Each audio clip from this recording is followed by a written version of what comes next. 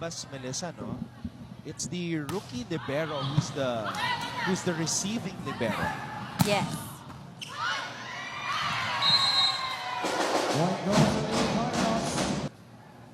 To aside. Garcia. Santos. Paspas. And yun yung ina-explain mo kanina. Yes. Na minsan, yung libero na rin yung nagsiset. And that's what Paspas did for De La Cruz. That was on the block. Oh.